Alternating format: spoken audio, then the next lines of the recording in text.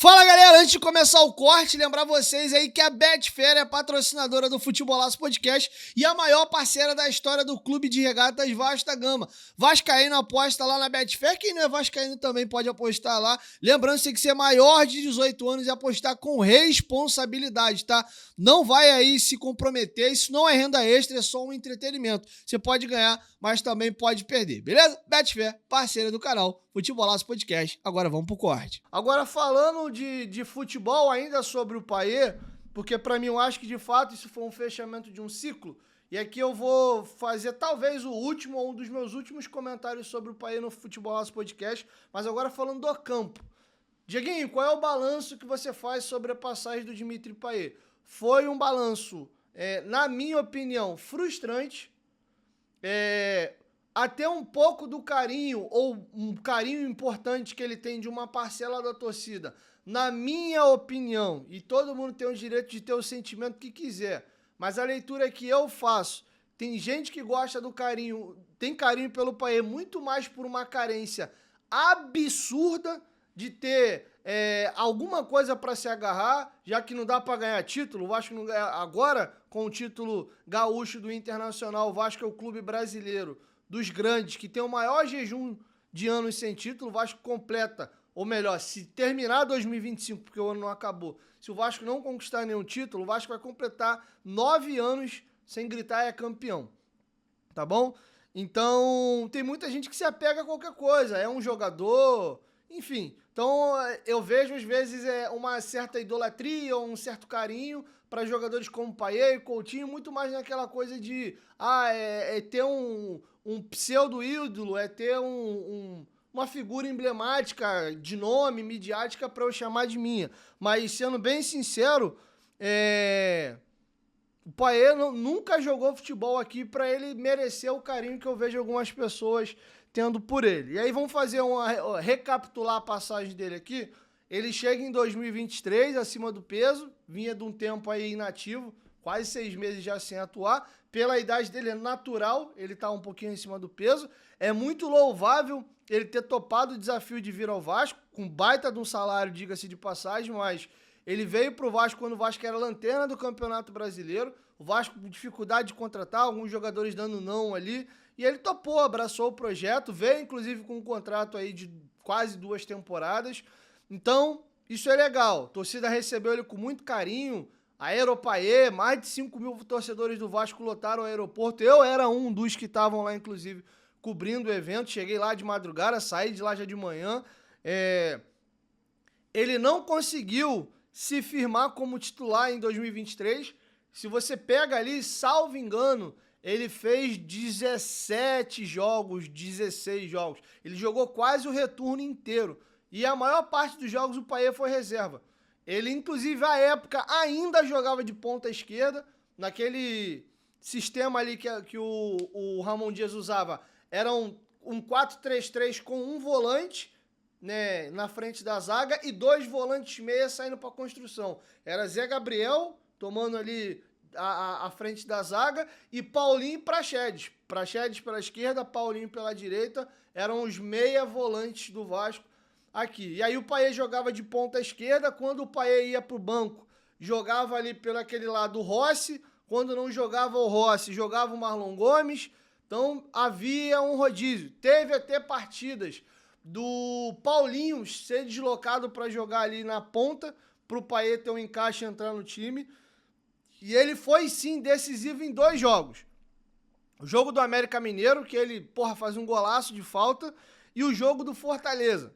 Então ele foi importante nesses 2 jogos. Mas, inclusive, na minha opinião, a insistência do Ramon de tentar empurrar ele no time foi um momento que o Vasco vinha numa crescida e começou a até ter uma rateada. Se vocês lembram, a reta final daquele Brasileiro do Vasco é dramático. A gente, inclusive, não entra na zona de rebaixamento por um milagre. Porque o Vasco engata, acho que é 3 ou 4 derrotas seguidas ali. Mas a sorte que todo mundo ia tropeçando na rodada. Foi aquela paulada pro Corinthians em casa. Acho que teve uma derrota pro Bahia, foi uma sequência de jogos ali que eu não vou lembrar quais foram exatamente. Então, ele teve alguns lampejos ali.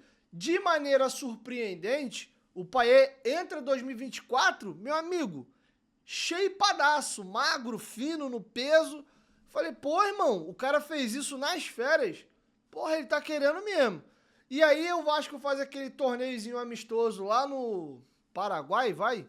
Fora do país, eu nem lembro. Foi Deportivo Maldonado e uma outra equipe lá. Que até a Taça Guianzu, não sei se vocês lembram aí. E ele joga muito, cara, esses dois jogos. Muito. Aí o Carioca começa o timezinho alternativo. Salvo engano, o treinador do Vasco era o Ramon. O Ramon tem um jogo que ele faz um time misto. Que até o jogo que tem aquela figurinha do Paê fazendo assim pro Ryan, que ele dá um passe lindo, o Ryan meio que capa a bola ali, meio que sem goleiro e perde um gol de maneira inacreditável. E o início do Paê no Carioca é absurdo. Tem um jogo contra o Bangu que ele faz um gol antológico. A Almedel vai e me faz uma besteira no último lance do jogo. O Vasco poderia ter ganho com uma partida épica do Paê. E ele começa muito bem. Sendo que já na retinha final desse próprio Carioca, ele já vai tendo uma queda. Ele não se destaca nos clássicos. A gente tem 2 semifinais, ou melhor, 2 jogos de uma semifinal com o Nova Iguaçu, que ele é inoperante. O Vasco joga muito mal e é eliminado por Nova Iguaçu. E aí ele tem a lesão. Logo assim que acaba o estadual, ele tem uma lesão no período de treinos. O Vasco começa o campeonato contra o Grêmio sem ele. E ele volta naquele fatídico jogo do Criciúma, que é o jogo da demissão do Ramon Dias. Ele volta, não joga bem, inclusive, naquele 4x0, o jogo estava 1x0 pro Criciúma. Ele perde um gol inacreditável embaixo da trave, o Verratti perde um pênalti. A gente poderia ter empatado ou virado aquele jogo na primeira etapa, acaba tomando ali mais um gol no finalzinho, e aí no segundo tempo foi aquela maluquice lá, a gente acabou tomando uma goleada. O Ramon é demitido naquele dia, pouco depois ele se lesiona de novo, que é justamente quando o Estrela começa a ganhar oportunidade ali. Enfim, então o 2024 do Paê, ele começa a vir numa queda muito grande. E eu lembro, cara, de um corte muito emblemático aqui do canal, que, porra, viralizou, rodou no Twitter, no Instagram, no Raio com Esparta, porque eu vim alertando. Hoje é muito cômodo muita gente fala, o custo-benefício do Paê é ruim, o Paê tem que ir embora. Sendo que eu, Diego, falo isso há praticamente um ano. Eu comecei a fazer as minhas críticas ao Paê em abril, em maio do ano passado. E eu apanhava pra caramba. E teve um corte meu que ele saiu numa semana muito ruim. Porque eu já vi, teve um corte que eu falei assim, o Paê é o pior investimento do século XXI do Vasco, é o pior custo-benefício da história do Vasco. Alguma coisa nessa linha que eu falei. Porque eu disse que ninguém ganhou tanto.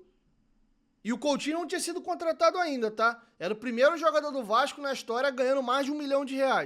Falei, ninguém ganhou tanto salário do Vasco pra entregar tão pouco. E aí, cara, eu faço esse programa, sei lá, numa segunda-feira, vai. Cara, 2 dias depois, tem um Vasco e Vitória em São Januário. O Paê dá 2 assistências. Ele bate um escanteio, o Maicon faz o gol de cabeça, e aí ele faz um lançamento incrível, e o Verratti dá meio que um shark attack e faz um golaço. Eu falo isso, na mesma semana o Paê, arrebenta com o jogo. Aí, seu merda, falador de besteira, aí é melhor 3 de 500, né, do que o Paê sabe de nada, só fala merda, não sei o quê. E começaram, me tiraram pra merda, que eu tava falando o maior absurdo do mundo. E o Paê, com o passar do tempo, ele só comprovou o que eu falei naquele dia, o que eu falo há muito tempo. O Paê, no Vasco, ele é um jogador que vive de brilhareco. É o jogo do Fortaleza, é o jogo do América Mineiro, é o jogo do Bahia. É um jogo ou outro do Carioca ainda do ano passado no estadual contra times menores que ele teve uma grande partida. Tem um dado muito emblemático, o Paê não tem um gol e uma mísera assistência contra as 12 maiores equipes do futebol brasileiro. Sendo que eu falava isso já lá atrás, eu apanhava pra caramba, porra, só fala merda, é hater do cara. Aí era justamente quando eu falava alguma coisa, ele decidia fazer ali uma fumacinha. Então assim, tá muito claro pra mim, e agora de fato a passagem dele, depois de toda essa situação, deve realmente ser encerrada, que, cara, a passagem dele no Vasco foi pífia. E eu vejo muitas pessoas defendendo ele por uma carência, cara. Uma vez eu lembro, eu entrevistei o Edmundo 2 vezes aqui no Futebolaço Podcast. As 2, acho que foram no outro estúdio ainda. Acho que nesse estúdio aqui o Edmundo não chegou a vir, não. Foi no outro estúdio. A primeira vez que eu entrevistei o Edmundo, se eu não me engano, tem um corte que a gente fala do rebaixamento de 2008. Não lembro se foi na primeira entrevista ou na segunda.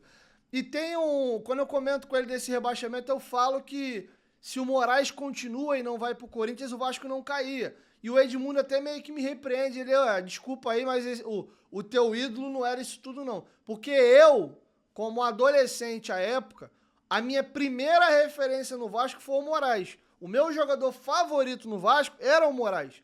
E aí, de repente, alguém que é mais velho que eu vou fazer 32 anos agora em agosto. Talvez quem tem 40, 40 e pouco, porra, tá de sacanagem, como é que tu tem como referência o Moraes, pô, eu vi fulano, ciclano, beltrano. Tem gente aí que é mais nova que eu, que a grande referência dele é o Bernardo, pô, é o Nenê. Tem talvez algum adolescente hoje de 10, 12, 13, 15 anos, que se tu for falar do Payet, tu vai tomar uma sova e o moleque vai te criticar, porque a referência dele, do que ele viu do Vasco, talvez seja o Payet mesmo. Não que o Payet tenha jogado grandes coisas, mas é um cara de carreira internacional, né? Tem toda aquela aura de ser europeu, aplaudir os torcedores no final do jogo, enfim. Então, isso mexe no coração de cada um de uma forma. Então eu percebo que o Payet acabou tendo um carinho de uma parcela da torcida muito mais por mera carência do que por, de fato, ele ter feito algo pro Vasco. E, de fato, vou repetir, a passagem do Payet no Vasco foi pífia.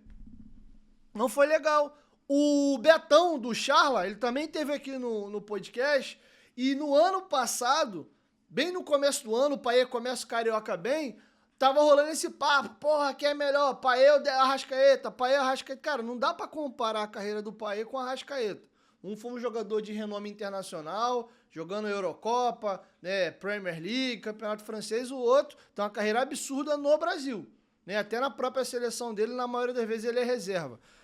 Mas, trazendo para o nosso mundo aqui, para o universo do futebol brasileiro, não dá para botar na mesma prateleira do que ambos entregaram no Brasil, o Arrascaeta com o Payet. Mas essa resenha rolou. E eu lembro quando eu faço essa pergunta pro Betão do Charla, ele até fala assim, pô, mano, beleza, o Payet tem uma carreira pica, maior do que o Arrascaeta, legal, mas eu quero saber o que ele vai fazer hoje. Você, como vascaíno, tu tá preocupado com o que ele fez ou com o que ele vai fazer com a camisa do Vasco? Adianta ele viver de brilhareco? Foi exatamente o termo que ele usou, brilhareco. Adianta ele viver aqui de lampejo de brilhareco? Entendeu? Vocês precisam de um cara constante. E eu não vejo isso dele atuando no Vasco. E passou o ano e foi exatamente isso. O diferente de 25 para 24 é que nem no estadual esse ano ele foi bem. Então, de fato, na minha opinião, eu acho que o Payet foi sim uma grande decepção. E eu acho que a passagem dele não foi legal. Respeito quem gosta, teve a sua contribuição. É muito louvável ele ter topado e abraçado o desafio do Vasco, ter largado a família lá, pegar o time na zona de rebaixamento. Tudo isso é fato, mas eu não acho que a passagem dele foi boa. E aí, galera, curtiu o corte? Aproveita dessa moral, se inscreve aí no canal. Novos episódios vão ao ar entre 1 e 2 vezes por semana e os cortes estão aqui no canal todos os dias. Muito obrigado, espero que vocês tenham gostado do nosso conteúdo. Dá essa moral, se inscreva aí no canal e até o próximo episódio ou próximo corte.